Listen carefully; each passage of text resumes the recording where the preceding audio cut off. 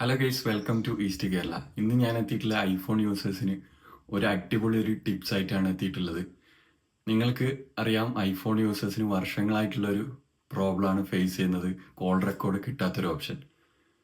നമുക്ക് Android phone യൂസേഴ്സിനൊക്കെ third party ആപ്പുകളും അതുപോലെ തന്നെ ഫോണിൽ തന്നെ ഇൻബിൾഡ് ആയിട്ട് ഒരുപാട് ഓപ്ഷനുകളുണ്ട് കോൾ റെക്കോർഡ് ചെയ്യാൻ. നേരെ മറിച്ച് ഐഫോൺ യൂസേഴ്സിന് വർഷങ്ങളായിട്ടുള്ള ഒരു പ്രോബ്ലമാണ് കോൾ റെക്കോർഡ് കിട്ടാത്തത്. നമുക്ക് ഈസി ആയിട്ട് ഒന്ന് രണ്ട് ഓപ്ഷനുകൾ എനേബിൾ ചെയ്ത് കഴിഞ്ഞെങ്കിൽ കോൾ റെക്കോർഡ് ഐഫോണിലും നിങ്ങൾക്ക് ഉപയോഗിക്കാൻ വേണ്ടിയിട്ട് പറ്റും. നിങ്ങൾ വീഡിയോ യൂട്യൂബിലാണ് കാണുന്നതെങ്കിൽ ചാനലൊന്ന് സബ്സ്ക്രൈബ് ചെയ്യുക. അതുപോലെ തന്നെ വീഡിയോ ഇൻസ്റ്റാഗ്രാമിലാണ് കാണുന്നതെങ്കിൽ ഒന്ന് ഇൻസ്റ്റാഗ്രാം ഫോളോ ചെയ്യുക. ഇതുപോലുള്ള ഒരുപാട് വെറൈറ്റി വീഡിയോ ആയിട്ട് ഇനിയും വരുന്നുണ്ട്.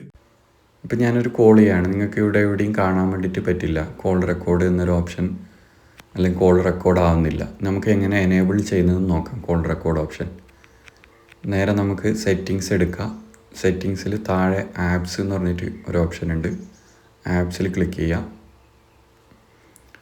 അതിനുശേഷം താഴോട്ട് വരാം. താഴോട്ട് ഫോൺ എന്ന് പറഞ്ഞിട്ടുള്ള ഒരു ഓപ്ഷൻ ഉണ്ട്.